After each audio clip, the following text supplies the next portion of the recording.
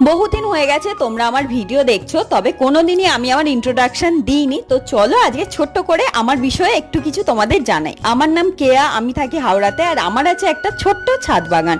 হনুমানের উৎপাতের কারণে সেই ছাদ বাগানের বেশিরভাগ গাছই ঠাঁই পেয়েছে আমাদের উঠোনের এক কোনায়। তোমরা অনেকেই অনেক রকম প্রশ্ন করে থাকো, তবে সব থেকে বেশি প্রশ্ন যেটা পেয়ে থাকি, দিদি তোমার ছাদ বাগানে ফুল কই দেখতে পাই না, এত গাছ আছে কেন ফুল হয় না? তো চলো একটুখানি তোমাদের সাথে সেইগুলোই শেয়ার করে নিই আমার ছাদ বাগানে এখন পর্যন্ত কি কি ফুল ফুটেছে। তবে বলে রাখি, আমার ছাদ বাগান বহুদিনের পুরনো নয়, মাত্র 1 বছর আগেই শুরু করেছি। আর এই ছাদ বাগান করতে গিয়ে নানান রকম ভুল ভ্রান্ত আমার দ্বারা হয়েই রয়েছে, তো সেইগুলি আমি তোমাদের সাথে শেয়ার করব। এমনটা নয় যে আমি প্রচুর অভিজ্ঞ, প্রচুর পারদর্শী। আমার ভুল ত্রুটি যা থাকবে তোমরা প্লিজ সেটাকে ক্ষমা করে দিও। আর এই ছাদ বাগান করতে গিয়ে আমিও কিছু টুকটাক নলেজ গ্যাদার করেছি, যেগুলো আমি তোমাদের সাথে শেয়ার করবো। আর সব থেকে বড় ব্যাপার হচ্ছে, এই ছাদ বাগান করার অনুপ্রেরণা পাই আমার বর আর মায়ের থেকে।